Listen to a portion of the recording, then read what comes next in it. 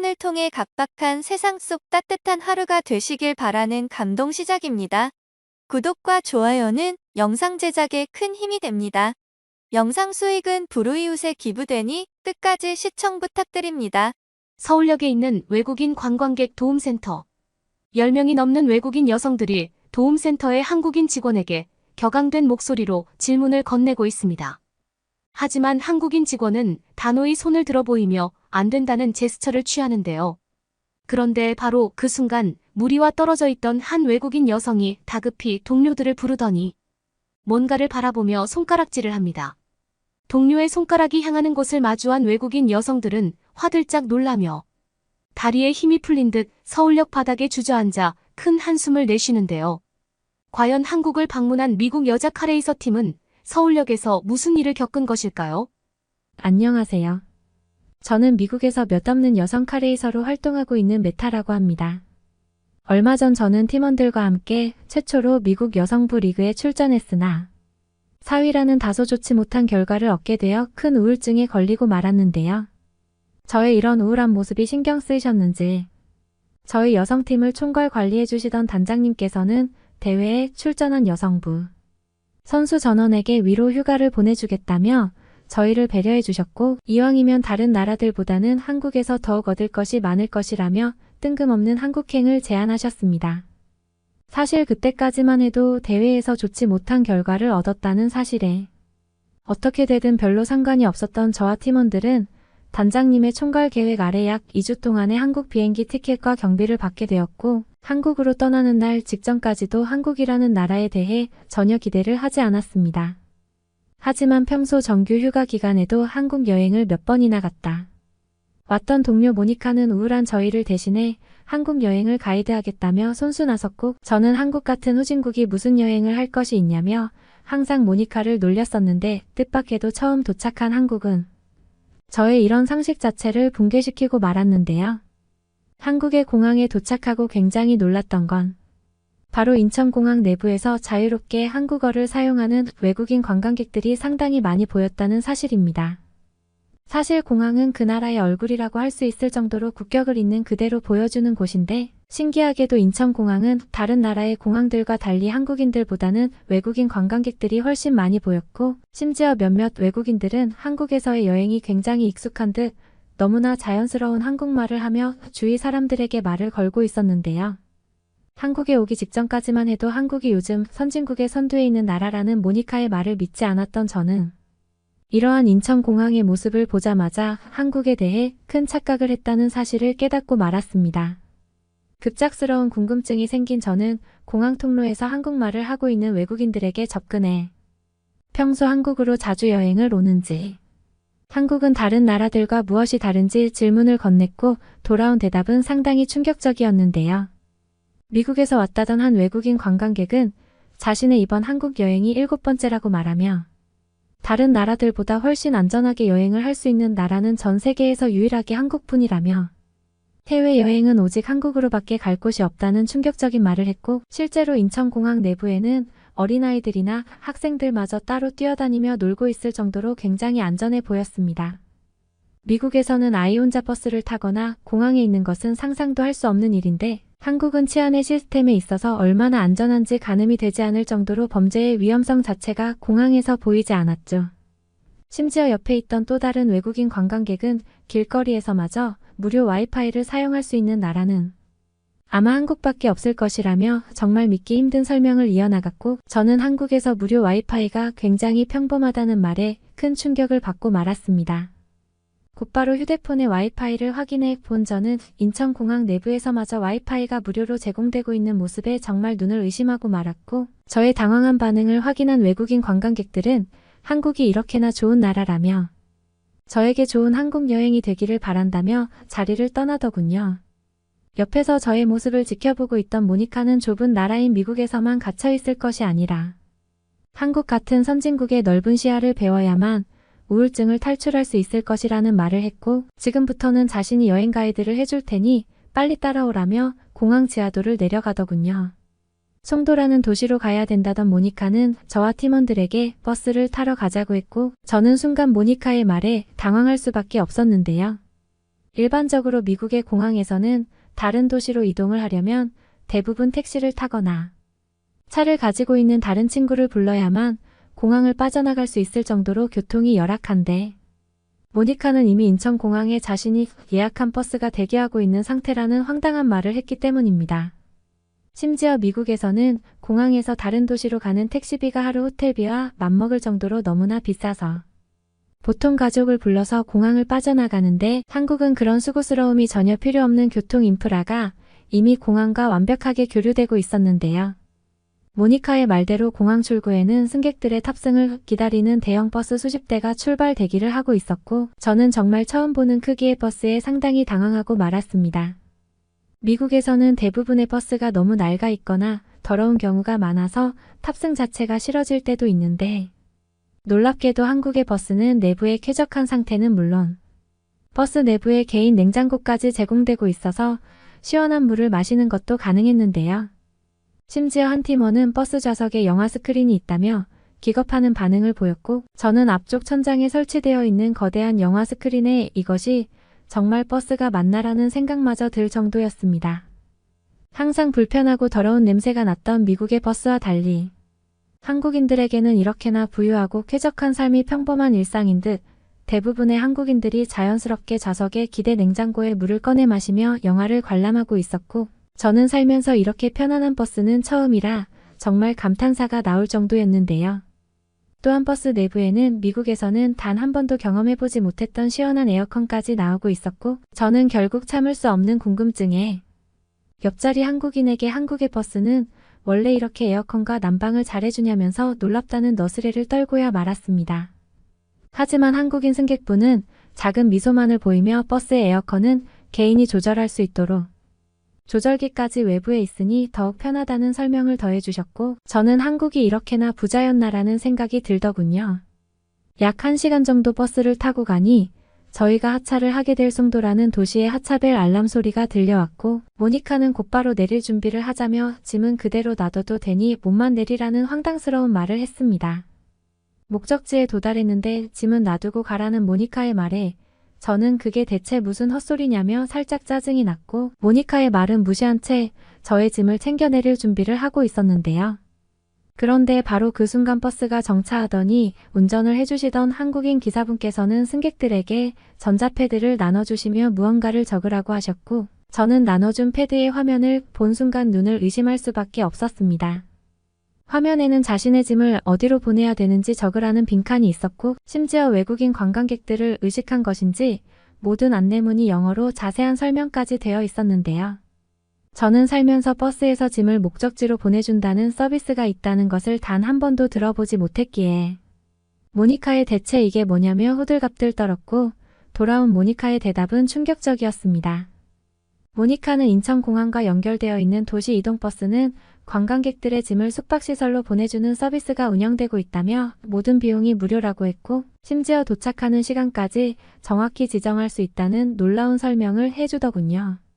아직도 미국에서는 공항에서 자신의 여행 가방을 도난당할까 봐 제대로 졸지도 못하는 불안정한 치안이 지속되고 있는데 한국에서는 이러한 걱정은 전혀 없는 듯 이미 다른 외국인 승객들은 전자패드에 무언가를 입력하고는 자신의 짐을 그대로 차에 두고 편한 복장으로 하차를 하는 듯 보였습니다.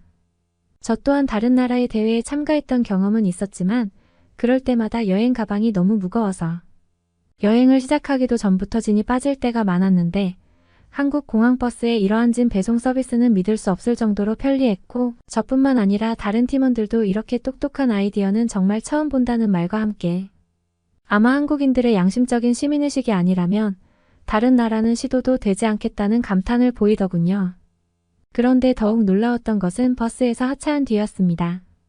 한국의 도시를 한 번도 경험해보지 못했던 저는 풍부한 녹지 공간과 빌딩이 어우러진 송도의 모습에 감탄사만 나왔고 허름한 미국의 목조주택 도시와는 전혀 다른 한국의 모습에 넋이 나가고 말았는데요. 마치 영화 속에 나오는 듯한 송도의 모습은 심지어 도시 중앙을 가로지르는 강에서 다양한 사람들이 수상 레포츠를 즐기고 있었고 저는 어떻게 이런 나라와 도시가 있었을까라는 생각에 그동안 한국을 알지 못했던 시간이 후회가 되기도 했습니다. 그런데 바로 그 순간 강을 바라보며 넋이 나가 있던 저는 도저히 믿을 수 없는 장면에 헉 하고 소리를 내고 말았는데요. 도시를 가로지르는 강 한복판에는 마치 거대한 택시처럼 생긴 보트가 승객들을 태우고 어딘가로 향하고 있었고, 저는 이것이 현실인지 영화인지 구분이 되지 않을 정도였습니다. 당황한 저의 모습을 느꼈는지 모니카는 저에게 다가와 접건 송도에서 운영하고 있는 수상택시라는 말과 함께 어차피 자신이 계획했던 여행 코스로 가기 위해서는 수상택시를 타야 한다며 저희를 이끌고는 수상택시 승강장으로 향했는데요. 사실 미국의 중심 도시에는 공원이 있는 경우가 거의 없고 아주 약간의 공원 벤치만 있어도 노숙자들의 쉼터로 사용되고 있어서 이러한 자연의 여유를 느낄 공간 자체가 없는데 한국의 송도는 말로만 들어오던 수상택시가 운영되고 있는 모습에 저뿐만 아니라 다른 동료들도 큰 충격을 받은 듯 보였습니다. 승강장에는 이미 많은 외국인 관광객들이 수상택시를 즐겨보기 위해 탑승을 기다리고 있었고, 저는 이런 말도 안 되는 수상택시 기술이 상용화되어 있는 한국의 모습이 도저히 믿어지지가 않았는데요. 하지만 모니카는 실제로 송도에 수상택시는 관광객들 뿐만 아니라 교통수단으로서의 역할도 함께 가지고 있다며 택시 본연의 가치를 잘 살린 이동수단이라고 했고, 다른 나라들보다 훨씬 쾌적하고 빠르게 이동하는 한국의 수상택시는 그 어떤 나라에서도 경험해 볼 수 없다고 했습니다. 심지어 더욱 놀라웠던 것은 수상택시의 가격이었는데요. 미국에서는 일반적인 도로에 택시를 한 번 타려고 해도 기본적인 요금이 5만 원 이상이 나올 때가 많은 것은 물론 운전면허가 없는 사람들이 불법으로 택시를 모는 경우가 많아 이용 자체가 꺼려지는 것이 현실인데, 충격적이게도 한국의 수상택시는 한 사람당 4,000원 정도면 탑승할 수 있었기 때문입니다. 심지어 외국인 관광객들의 탑승이 꽤 많은 것인지 송도를 한 바퀴 돌며 관광 가이드까지 해주는 수상택시 여행 상품은 오직 한국에서만 경험할 수 있는 신기한 여행 상품이었고, 저는 이렇게 살기 좋은 나라가 있었다는 사실에 한국으로 이민이 오고 싶을 정도였어요. 강을 가로지르며 송도 이곳저곳을 안내해주는 한국의 수상택시는 믿을 수 없을 정도로 편리했고, 도시 한복판에서 이러한 수상택시를 탈 수 있다는 사실은 한국의 도시 인프라 기술이 너무 쾌적하고 편리해서 눈으로 보면서도 믿어지지가 않았습니다. 그런데 30분 정도 수상택시를 즐긴 뒤 모니카의 안내를 따라 택시에서 하차하게 된 저는 눈앞의 광경에 또 한 번 깜짝 놀라고 말았는데요. 그곳에는 믿을 수 없을 정도로 거대한 규모의 레이싱 경기장이 운영되고 있었고, 저는 어떻게 도시와 가까운 지역에 서킷 경기장이 존재하고 있는 것이지라는 생각에 크게 당황할 수밖에 없었습니다. 실제로 미국에서 카레이서로 활동하고 있는 저는 한번 연습을 할 때마다 무려 4시간 이상의 차를 타고 이동해야만 서킷장에 도착할 수 있어서 상당히 불편한 경우가 많았는데, 놀랍게도 한국은 도시 바로 옆에 상당한 규모의 서킷장이 운영되고 있었고, 마침 저희가 도착을 한 그날 드라이빙 경기까지 펼쳐지고 있었는데요. 모니카는 이렇게 도시와 서킷장이 가까우면 훈련을 하기에도 너무 편할 것이라며 한국의 도시가 왜 살기 좋은지 직접 서킷장으로 안내해 주었고, 저는 거주지의 도시 바로 옆에 이러한 문화생활시설 인프라가 상당히 많은 한국의 모습에 큰 매력을 느끼고 말았습니다. 서킷센터의 드라이버 자격증을 보여주니 실제 주행도 가능하다고 했고, 저와 팀원들은 오랜만에 느껴보는 편안한 주행에 우울했던 마음마저 싹 사라지더군요. 약 1시간 정도의 주행을 즐겼음에도 서킷장과 호텔은 수상택시로 10분 정도상의 거리에 있어서 상당히 가까웠고, 미국에서처럼 훈련하고 난 뒤에 거리 이동 피로감이 전혀 없어서 더욱 좋았습니다. 그런데 모니카의 안내에 따라 저희가 머무를 숙소에 들어간 순간 저는 무언가 잘못됐다는 생각에 상당히 당황스러웠는데요. 저희가 머무를 숙소의 바닥은 마치 목욕탕처럼 뜨거운 열이 나오고 있었고, 살면서 단 한 번도 느껴보지 못한 난방 방식에 저와 팀원들은 이게 정말 괜찮은 것이 맞냐며 급히 모니카를 찾았습니다. 그런데 바로 그 순간 모니카는 바로 이게 한국의 난방 방식인 온돌이라며 아직 저녁이 되면 쌀쌀한 날씨이니 미리 온도를 틀어놨다고 했고, 저와 팀원들을 보고는 얼른 들어와서 바닥에 누워보라며 손짓을 하더군요. 처음에는 바닥에 눕는다는 것이 이해가 되지 않았지만 한국 문화에 꽤 익숙했던 모니카였기에 저와 팀원들은 곧바로 겉옷을 벗고 바닥에 누워보았고, 그 순간 엄청난 경험을 하고야 말았습니다. 뜨거운 줄만 알았던 온돌 바닥은 오히려 바닥에 들어누우니 온몸에 근육이 풀리는 기분이 들었고, 심지어 평소 주행 연습으로 굳어있던 어깨와 허리의 통증까지 완전히 사라지는 신기한 경험을 할 수 있었는데요. 한번 드러눕고 있으니 일어나기 싫을 정도로 따뜻한 기운은 온몸을 지배했고 저는 한국인들의 난방 방식인 온돌이 이렇게나 좋은 줄 몰랐다며 당혹스러움을 드러냈습니다. 옆을 보니 이미 다른 팀원들도 땀을 흘리며 저마다의 근육통 피로를 풀고 있었고 심지어 모니카는 오히려 땀을 내고 온돌에서 자야 몸이 건강해진다며 이불까지 덮어주더군요. 또한 더욱 신기했던 것은 바로 숙소 내부에 있던 전자제품들이었습니다. 미국에서는 아무리 비싼 호텔을 가도 세탁기나 TV, 심지어는 냉장고도 없는 경우가 많아서 당황스러울 때가 많았는데 신기하게도 한국의 한옥 호텔은 예스러움이 느껴지는 외관과 달리 숙소 내부에 세탁기와 건조기, 심지어는 화장실에 비데까지 설치되어 있어서 그야말로 충격이었는데요. 말 그대로 숙소 안에서 모든 것을 해결할 수 있는 한국의 전자제품 시스템은 한국인들의 삶이 이렇게나 부자였나라는 생각이 들 정도였고 미국에서는 비싸서 엄두도 못 내던 화장실의 비데는 한번 사용을 해보니 너무나 쾌적하고 편리해서 멈출 수가 없었습니다. 그 후 약 2주 동안의 한국 여행을 즐긴 저는 시간이 지날수록 한국이라는 나라의 선진국 매력에 빠지고 말았고 지금은 다시 미국으로 돌아와 한국으로의 단기 이민 신청서를 작성하고 있는데요. 살면서 수상택시를 직접 경험해본 나라는 한국이 처음이었기에 저는 오늘도 한국에서 사는 한국인들을 부러워하며 따뜻한 온돌 바닥이 벌써부터 그리워지고 있습니다. 갑작스럽게 한국으로 파견을 갔던 스웨덴인 4명이 있습니다. 그들은 한 팀으로 시작했지만 3대1로 갈라져 다른 길을 걷게 되는데요. 인간은 서양식 집에 거주하는 게 옳다며 호텔로 향했던 팀장은 4개월 동안 힘든 시기를 보냈지만 한국의 아파트로 향했던 나머지 3명은 천국을 경험하게 되죠. 그리고 그들이 스웨덴으로 돌아갔을 때 극명하게 갈리는 입장 차이도 있었습니다. 오늘의 재미있는 사연 만나보시죠. 저는 스웨덴에 거주하고 있는 평범한 직장인 깐느라고 합니다. 스웨덴의 한 엘리베이터 기업에 근무하고 있으며 최근에 우연한 기회로 한국에 출장을 다녀오게 되었습니다.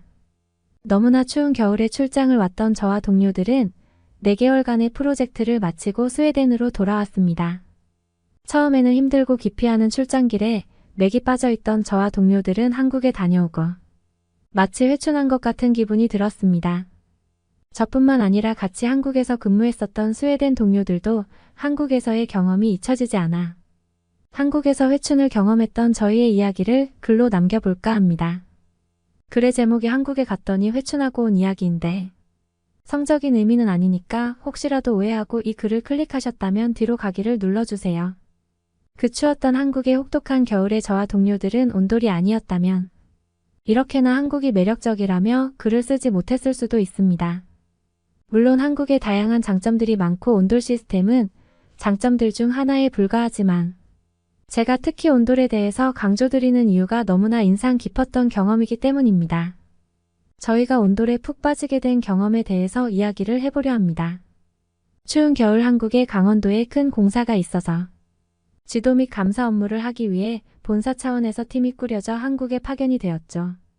강원도라는 지역이 한국에서는 외진편에 속했기 때문에 4달간 장기 체류해야 하는 저희 직원들은 호텔에서 묵을 생각이었지만 4달이라면 아파트라고 불리는 곳에서 생활을 하는 게 더 편할 거라는 한국 사람들의 조언에 따라서 호텔에 일주일 정도만 숙박한 뒤 제가 한국의 부동산을 통해 아파트를 직접 알아보고 방 3개에 화장실 2칸짜리 아파트를 3인 1실로 사용하면 딱 좋겠다는 생각을 해서 단기 임대라는 계약을 하고 집을 빌렸습니다.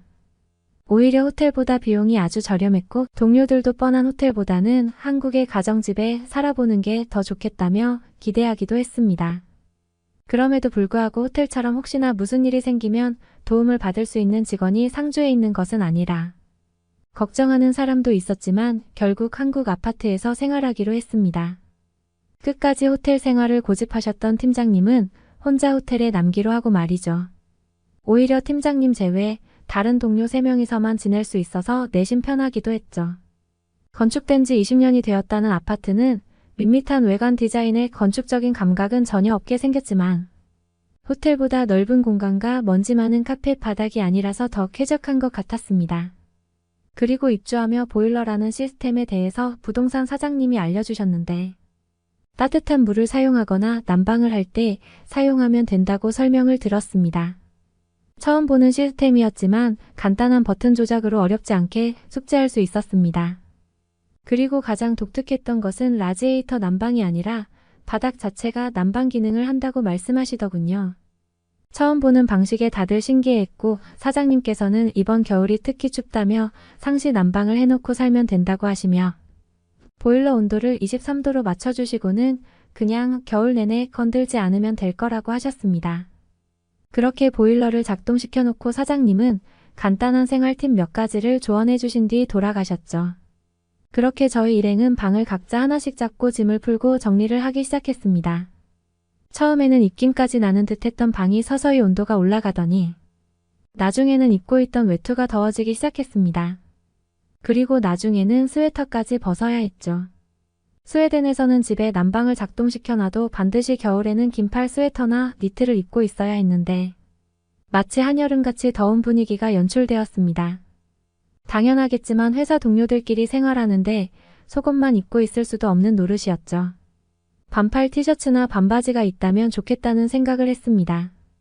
이 생각은 저뿐만 아니라 아파트에 입주한 동료들도 같은 생각을 하고 있다는 걸 알았습니다.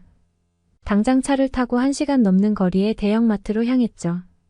집안에서는 너무나 더워서 밖에 날씨가 따뜻해진 것인가라는 생각도 했지만 차를 타기 위해 밖으로 나온 저의 일행은 여전히 추운 날씨에 오들오들 떨었습니다.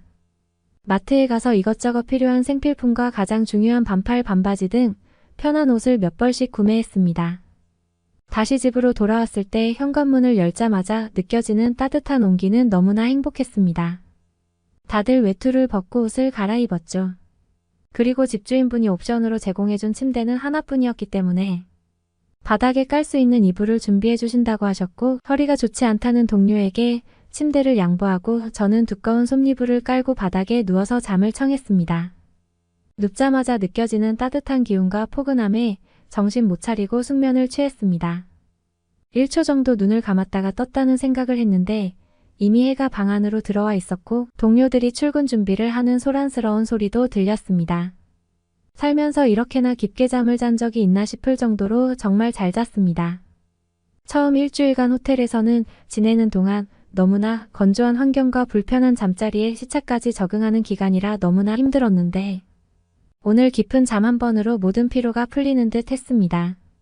10대 소녀 때 침대를 박차고 일어나듯 바닥을 박차고 일어났습니다. 출근길 차 안에서 이런 경험들이 공유되었고 따뜻한 바닥의 힘에 감탄했습니다. 침대에서 잤던 딱 한 명만 빼고요. 침대에서 잤던 동료는 따뜻하긴 했는데 회춘한 것 같은 기분은 아니라며 신기해했죠. 그리고 허리가 아프지 않냐며 저희가 내심 걱정되었는데 자기가 손해를 보고 있는 기분이라며 농담도 했죠. 한국에 와서 처음 듣는 농담이었습니다. 그만큼 다들 힘들었던 때였죠.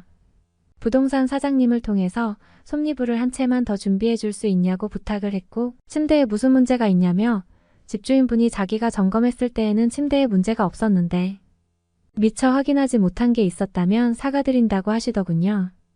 그게 아니라 따뜻한 바닥이 너무 좋아서라는 말씀을 드려야 했죠. 집주인분은 흔쾌히 이불을 더 준비해 주셨습니다.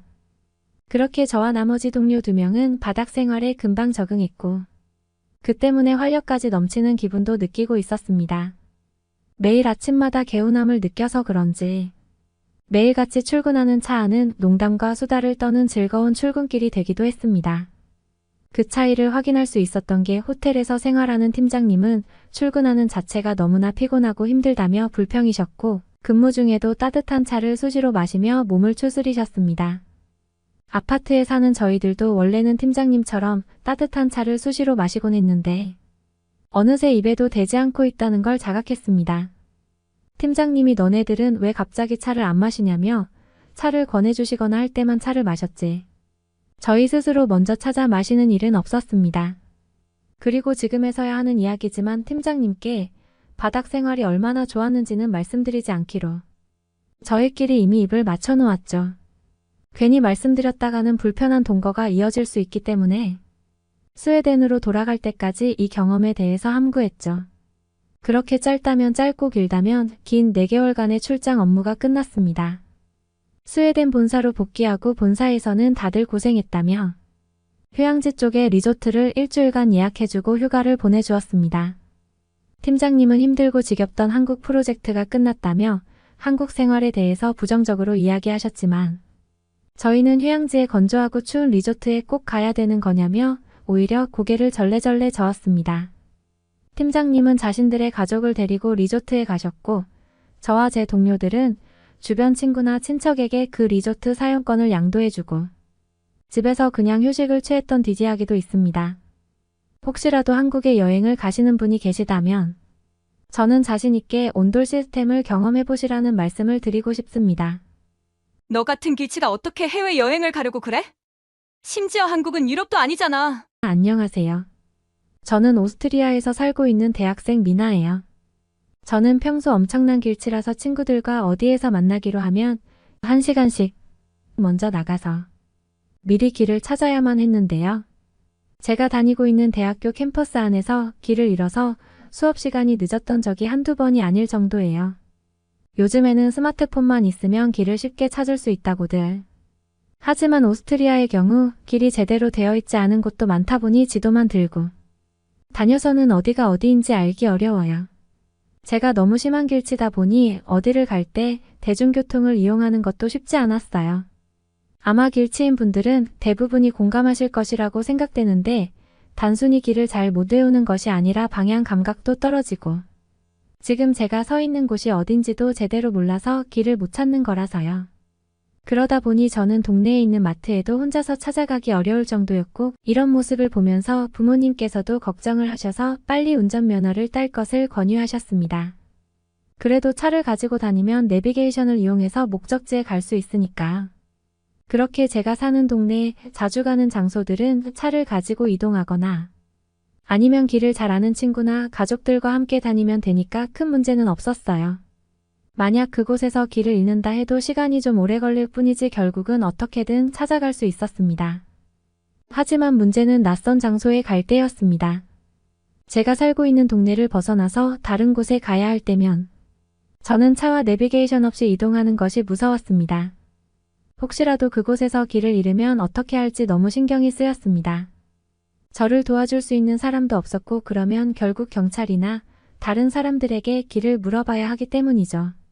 이런 걱정들로 인해 저는 대학생이 될 때까지 해외여행을 혼자서 다녀본 적이 없었습니다. 주변 친구들이 배낭여행을 떠나거나 해외로 여행을 다녀온 이야기를 들으면 너무 부러웠지만 저는 혼자서 갔다가 언어도 잘 통하지 않는 장소에서 길을 잃어버리게 될까 걱정이 되었기 때문이죠. 그래서 여행도 주로 국내로만 다녔고 혼자서 가기보다는 친구들과 같이 다녔습니다.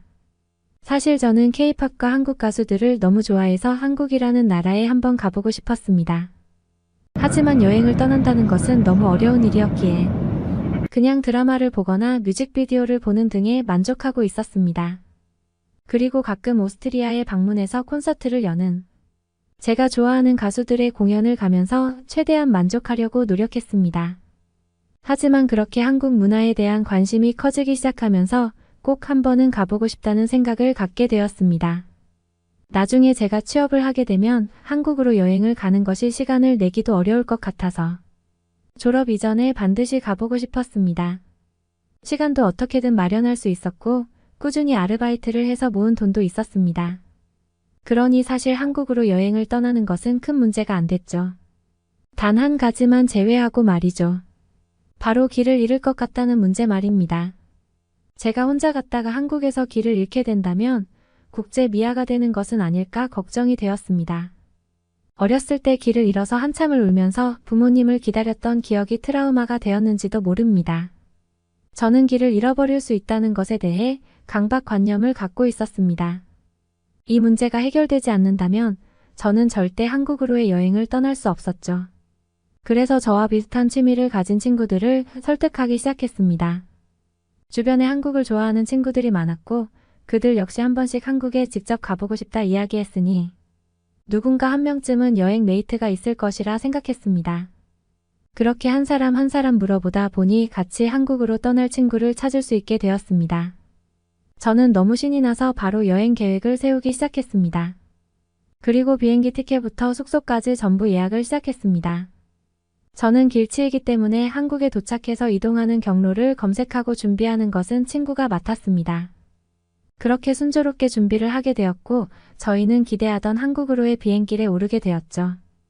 여행을 위해 공항에 방문했을 때부터 한국에 도착해서 예약해 두었던 숙소로 갈 때까지 정말 너무 순조로웠습니다. 친구는 길눈이 밝았고 그러다 보니 길을 잃어버릴 일도 전혀 없었죠.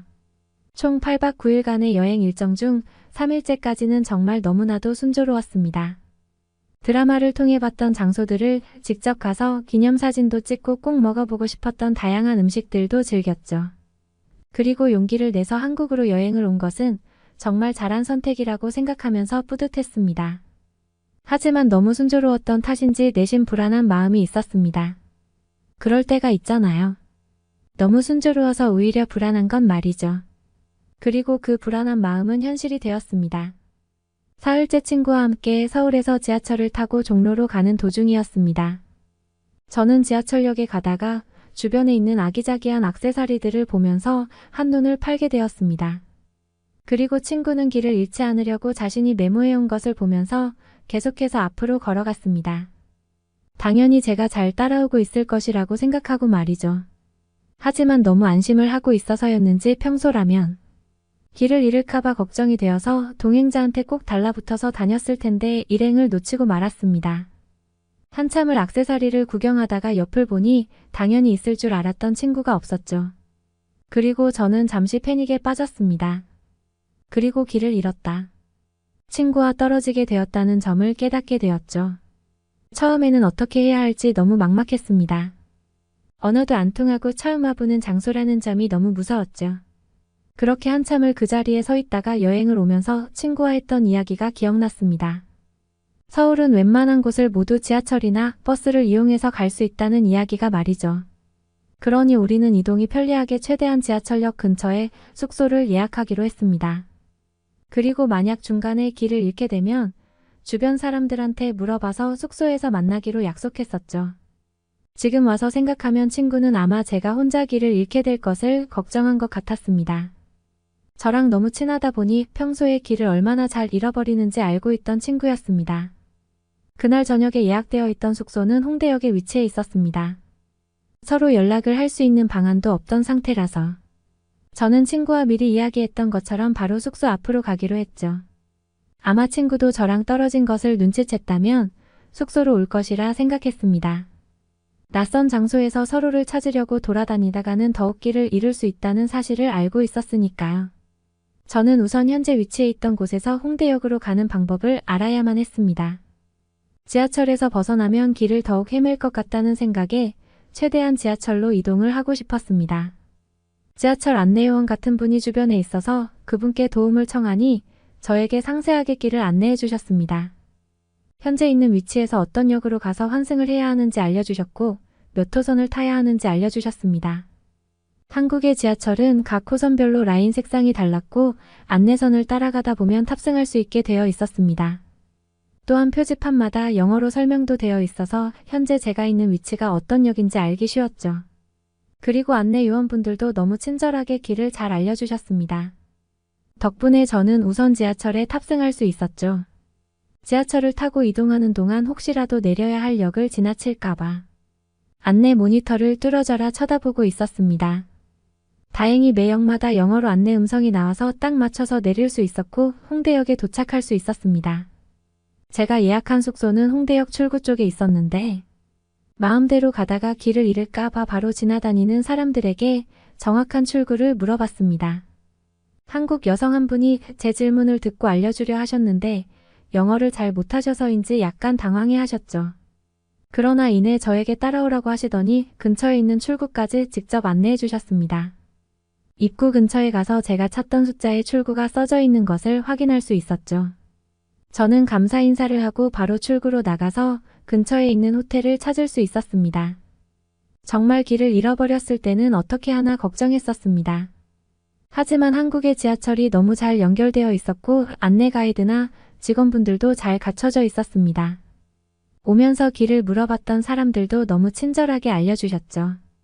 덕분에 저는 호텔에 도착할 수 있었고 다리에 힘이 풀려서 우선 로비 의자에 앉았습니다. 아직 체크인 시간까지 1시간 정도 남아 있었기 때문에 우선 기다리다가 친구가 안 오면 숙소에 들어가 있기로 했습니다. 그렇게 30분 정도 있으니 친구가 호텔 로비로 들어왔습니다. 그리고 저를 보면서 안도의 한숨을 쉬더라고요. 저는 친구한테 잔소리를 엄청 듣게 되었습니다. 그리고 제가 길을 안 잃고 여기까지 온 게 기적이라고 하더라고요. 사실 20년 넘게 산 동네에서도 아직 길을 잃은 저에게 당연한 반응이었습니다. 저도 만약 오다가 길을 못 찾으면 주변에 경찰서라도 가서 도움을 청해야 하나 싶었습니다. 하지만 정말 친구의 말대로 한국은 길 안내가 잘 되어 있고 지하철을 이용해서 서울 어디든 갈 수 있었습니다. 덕분에 저는 길을 잃지 않고 한국 여행 일정을 망치지 않을 수 있었습니다.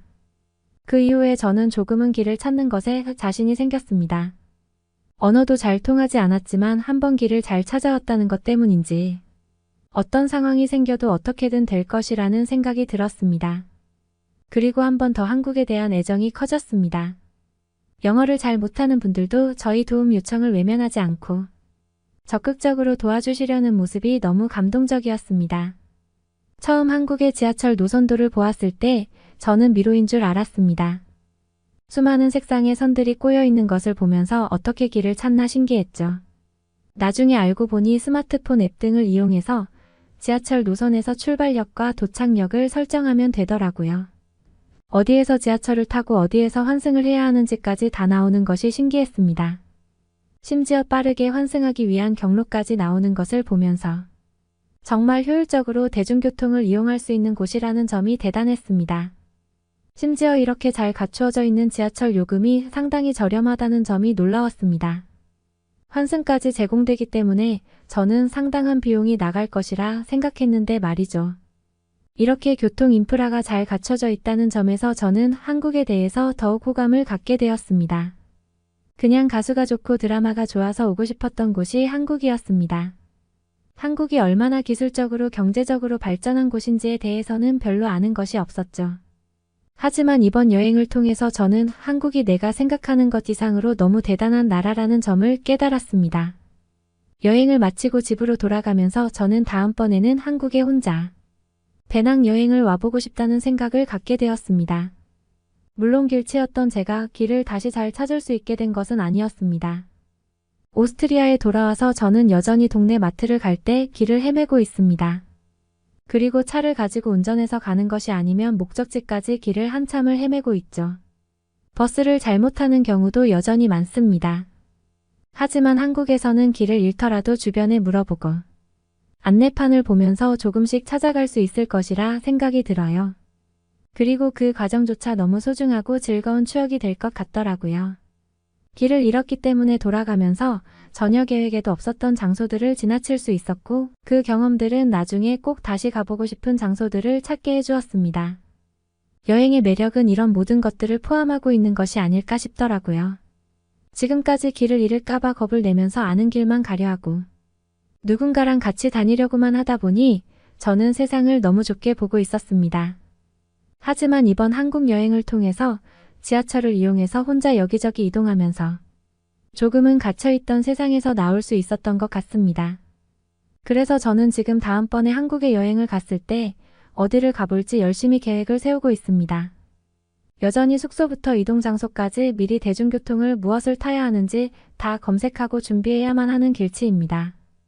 하지만 이번에는 친구 없이 혼자서 여행을 가서 길을 잃어버리면 잃어버리는 대로 돌아다닐 계획입니다. 한국은 치안도 너무 훌륭해서 여행객이 혼자 길을 잃는다고 해도 그렇게 위험하지 않을 것 같아요. 그럼 혼자서 계획에도 없던 장소에 가서 그곳 근처에 있는 식당에 들어가서 밥을 먹고 숙소를 예약하는 것도 재미있는 경험이 될 것 같습니다. 한국에서는 직접 운전을 할 수 없고 내비게이션도 이용할 수 없지만 지하철만 이용해서 여행을 다니는 것도 재미있을 것 같아요. 서울 근처에 제가 가고 싶은 모든 곳들은 지하철역으로 연결이 되어 있더라고요. 다음번에는 버스를 타는 것도 도전해 볼 생각입니다. 한국 덕분에 길치라서 겪는 강박관념이 조금은 덜해진 것 같아요. 예전에는 조금이라도 낯선 곳이라면 혼자 다닐 생각이 전혀 안 들었는데 이제는 어느 정도 도전해 보고 싶다는 생각도 들어요. 그리고 제가 사는 동네에도 한국처럼 길 안내가 잘 되어 있으면 얼마나 좋을까 하는 생각도 들었습니다. 저처럼 길을 잘 못 찾는 사람들은 상당히 많을 텐데 말이죠. 이제는 동네에서 돌아다닐 때도 길을 헤매더라도 조금 낯선 길도 가보고 새로운 장소에 혼자 가보는 것도 도전해 봐야겠습니다. 여러분은 어떻게 보셨나요? 응원과 격려의 한마디씩을 댓글로 남겨주시기 바랍니다. 사연자분께 전달해 드리겠습니다. 저희 감동시작은 실제 사연 제보를 받고 있습니다. 채택되신 분께는 선물도 드리고 있습니다. 저희의 사연이 여러분의 하루에 작은 힘이 될 수 있었으면 좋겠습니다. 감동적인 사연을 주변 사람들에게 공유하고 함께 이야기 나눠보세요. 끝까지 시청해주셔서 감사합니다. 더욱더 좋은 영상으로 찾아뵙겠습니다.